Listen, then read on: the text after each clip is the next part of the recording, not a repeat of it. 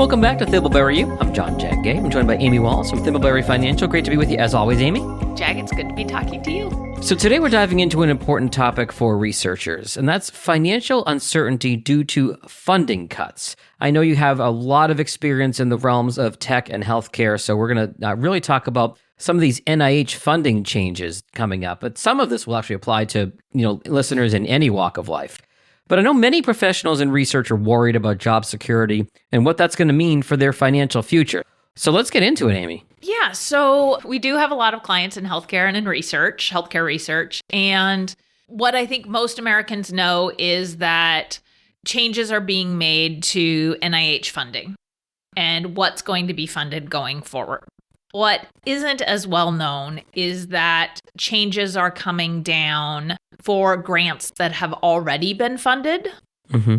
So some of the changes have limited the amount that can be spent on overhead in existing grants. So the research is already in place and the budget set, and all of the sudden on funded grants, for example, there have been caps on how much of that grant money can now go to overhead, utilities, etc., when that research is in process. So if you are a researcher and you're listening to this, we understand the problem, whether we want to call it chaos or shenanigans. The fact of the matter is right now, if you're in this research space with NIH funding, we understand you're living in limbo, and that is hard. A lot of uncertainty, and we're not getting political here. We're just talking about facts, and this is a reality for a lot of listeners and a lot of your clients. So when someone faces uncertainty in their career, Amy, what's the first financial step they should take? I think the key is to take control before the financial stress builds. Now, obviously, it may already be there. So maybe we should say before it builds further. Okay. And we do that by assessing a financial situation, the foundation, to get some security. Mm-hmm. Okay, checking in on security can add some stability and comfort and decrease that stress level. So first thing I'd say there, it's a basic emergency savings. Yeah. Figuring out how many months worth of expenses you have on hand in cash. That means in the bank, buried in the backyard, in your mattress, wherever it is you keep your cash. And actually knowing where you're spending and how much you're spending.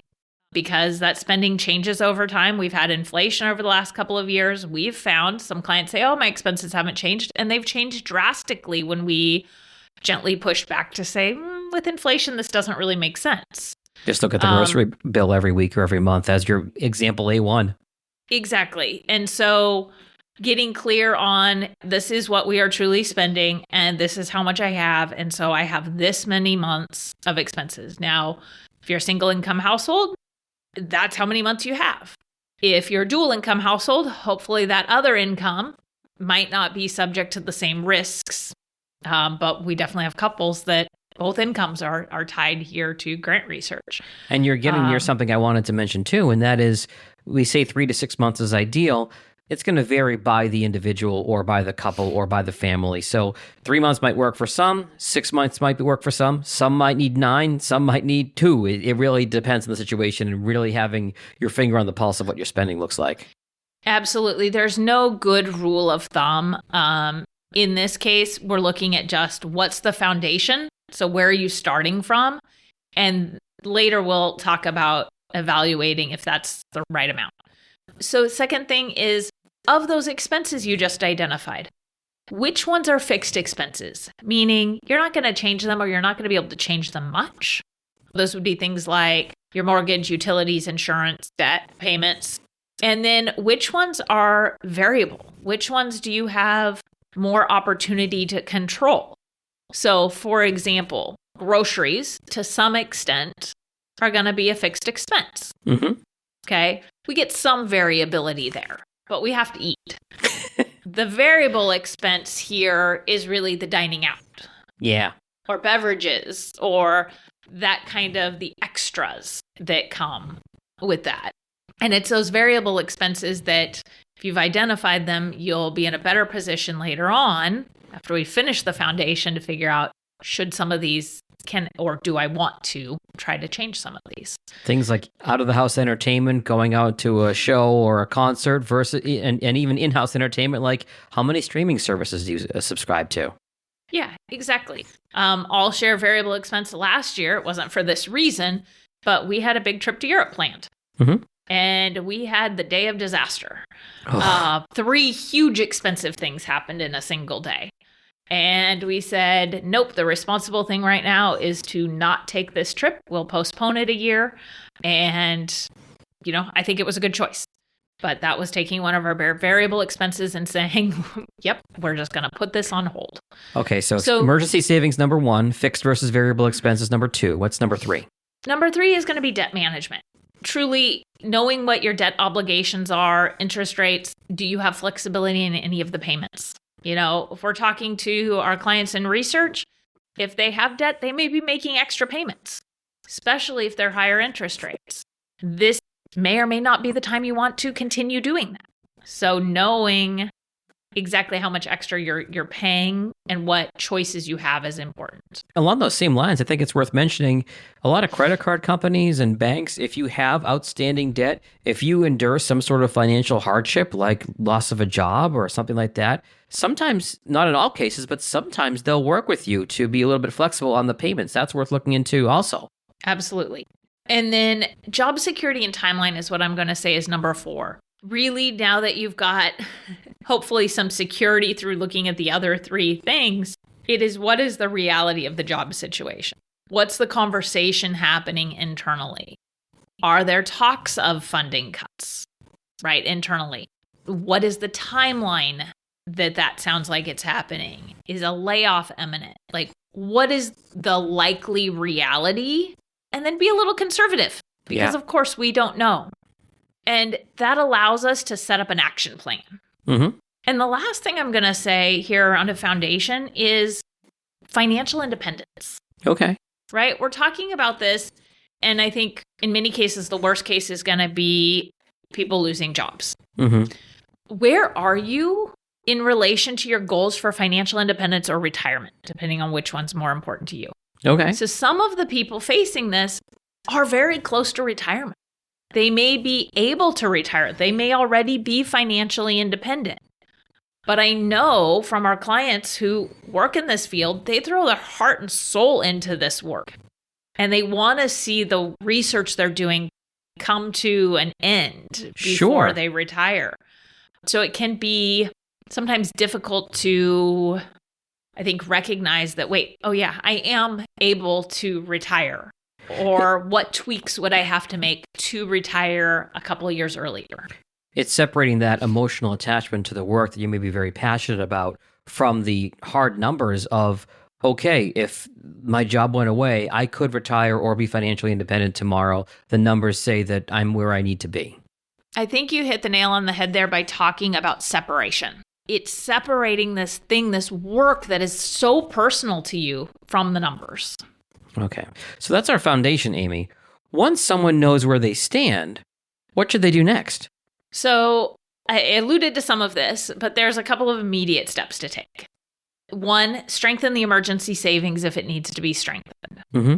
Okay. So if you're really worried, it doesn't hurt for a period of time to build up some extra cash. You might be somebody who says, gosh, I want to keep a minimal amount of cash on hand because I want my money really growing for me in the market. That's a terrific concept in many cases. But if you're up against what might be a potential job loss or salary decline, or we don't know what this is going to look like, it might be time to just sock away some cash until you have some clarity. Absolutely. Second thing is cutting those unnecessary expenses, right? If you've got a big trip planned that you can postpone, depending on the size compared to your income, etc., might be the time to consider holding off. Mm-hmm. It could also just be some of your regular spending if you've got some regular splurges built in. That's stuff we talked about earlier, like dining out, streaming subscriptions, or that fun money, I guess we'd call it. Yep. Know your health insurance options. So many people get their health insurance through their employer, and your employer can already tell you what COBRA costs are. You could also play with what is the marketplace insurance going to cost. Mm-hmm.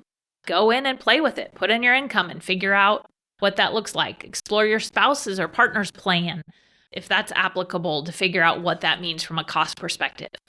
Health insurance piece is such a big, important number. And it's an area that oftentimes when I talk to people who are facing something like this, they feel paralyzed in terms of how do I go about figuring out what that might look like. It's such a big piece of people's finances, sadly, that health insurance is so big and that it's also tied to your employment in this country. And that makes for a really stressful situation. Yep. Fourth, I'd say avoid taking on new debt. So maybe you were considering a new vehicle and there was going to be some debt attached to that. Maybe, a vacation home, whatever it is. Now might not be the best time. Now, flip side of that, perhaps you were looking at moving. If it's not an upgrade, right? Not to a much more expensive home. If you're worried about the money, now might be a great time to do it while you still have that employment and income and can make that work if you're planning on a mortgage. Got it. And then look at additional income sources. Many of our clients who work in research do some side consulting or have other income opportunities. And so perhaps there's opportunities there. We talk about the gig economy. Some people will pick up a part-time job and love it. It may not replace the income you were making before you lost your job, but you might actually get some personal satisfaction out of that. Absolutely. One of the ones I've heard people enjoying most, especially for someone who's maybe been like a researcher or in this kind of a professional capacity, is sometimes teaching. Gosh knows we need more teachers. Okay. So Amy, we've talked about preparing for a potential layoff, but sometimes it happens out of the blue or you don't see it coming. What should someone do if they've already been affected by a layoff or a funding cut? Jag, it's a great question. If this has already happened, obviously the focus has to shift to immediate action. Sure. And prioritizing cash flow. Number one, cutting those non-essential expenses and focusing on maintaining liquidity is important. Mortgage payments, utilities, groceries, those things come first. I hear this one, people forget to file for unemployment. Yes. If they're eligible.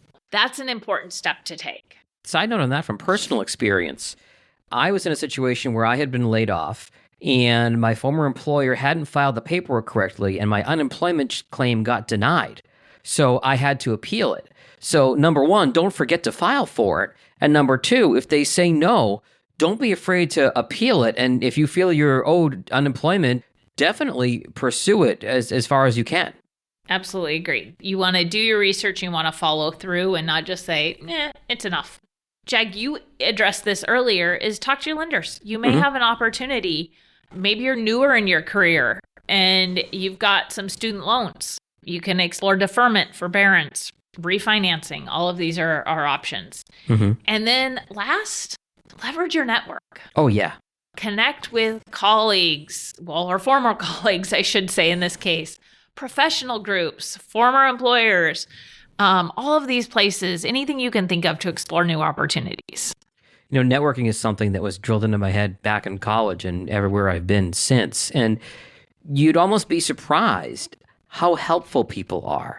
If you maintain good relationships with folks, both in real life and online, you'd be surprised how often somebody will come in and say, I saw your post about losing your job. I heard about this. Maybe you want to go talk to this person. They may have an opportunity for you. I think people overlook that. So I'm so glad you mentioned that one. It's so important. And you're right. It's so easy to overlook. It's, I think, making yourself vulnerable. Yeah. Who wants to think about putting themselves out there and saying, hey, I would love a job. But I think it quite frequently pays off for the people who are brave enough to do it. Absolutely. So we've talked about what happens to prepare for a layoff. We've talked about what happens if it catches you off guard. But Amy, how can someone proactively position themselves financially so they can pivot if these funding cuts we've been talking about impact them? As I said earlier, it's kind of the same answer. The best way to navigate this career uncertainty is to prepare before it happens. So really, what I'd say as a foundation, that's something I talk to clients about. Even if your cash reserve, your emergency savings is built, continue to save into it. It's there for emergencies and opportunities. At some point, you're going to need to spend it down. You need to have some way to add to it. So treat it as an ongoing priority so that you're always prepared. Yep. Keep your budget flexible so you can adapt quickly as things happen. We want to avoid locking ourselves into a rigid position, or what I like to call backing ourselves into a corner. Yeah. By not having wiggle room, not having the ability to pivot when we need to. Regularly assess your career opportunities to stay ahead of shifts that may be coming. And that includes, keeping your resume updated. You may be loving your job. You may love where you're at, the culture where you're at.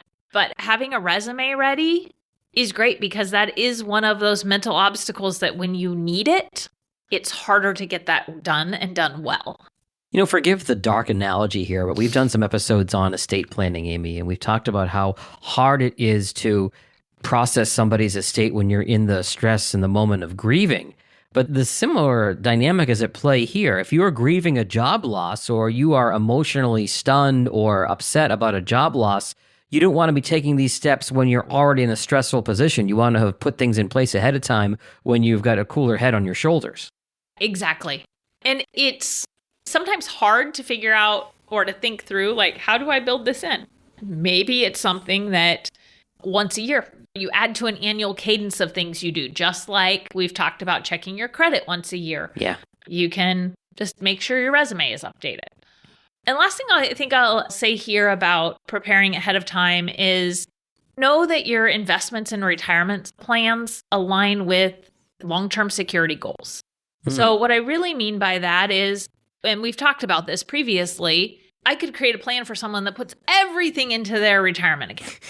And if they aren't 59 and a half, they're going to have a really hard time accessing that money. Sure. Life happens. Mr. Murphy happens. Right? I hate his law. Absolutely. He should not be allowed to make laws. And so making sure you've got flexibility, that your plan allows you to adjust and pivot. It's one of the things that I love about the fact that I know clients in healthcare and I know clients in tech, because we learned what some of the obstacles that they more commonly are going to run into that we need to be prepared for. Well, as you mentioned, Amy, that is kind of your area of focus at Thimbleberry Financial. What is one last piece of advice you'd give to researchers who are just feeling overwhelmed by all the headlines right now? And what I'm going to say is researchers tend to be very good at what they control and influence. Okay. And keeping that in mind. And I think it's the same here, even though it's not your job, it's your life that we're talking about now. Focus on what you can control. Focus on what you can influence. Take small steps each day, whether you are in this space and living in this limbo of NIH funding, or you've already lost your job. Take small steps to improve that financial security each and every day, and know that you've done the things you can do. It's a serenity prayer about give me the courage to only worry about things I can control and the wisdom to know the difference, right? Absolutely. Amy, valuable information as always, especially in these areas that I know you focus on. Especially, we're recording this on February 13th. We don't know what the future is going to hold. Planning ahead is going to make those transitions so much smoother. So if somebody wants to take advantage of your expertise at Thimbleberry Financial, how do they best reach you? They can give us a call at 503-610-6510, or they can find us online at thimbleberryfinancial.com. Great stuff. As always, Amy, we'll talk again in a couple weeks. Sounds great, Jag. Securities offered through registered representatives of Cambridge Investment Research, Inc., a broker-dealer member FINRA SIPC. Advisory services through Cambridge Investment Research Advisors, Inc., a registered investment advisor. Cambridge and Thimbleberry Financial are not affiliated. Discussions in this show should not be construed as specific recommendations or investment advice. Always consult with your investment professional before making important investment decisions. Securities offered through registered representatives of Cambridge Investment Research, Inc., a broker-dealer member FINRA SIPC. Advisory services through Cambridge Investment Research Advisors, Inc., a registered investment advisor. Cambridge and Thimbleberry Financial are not affiliated.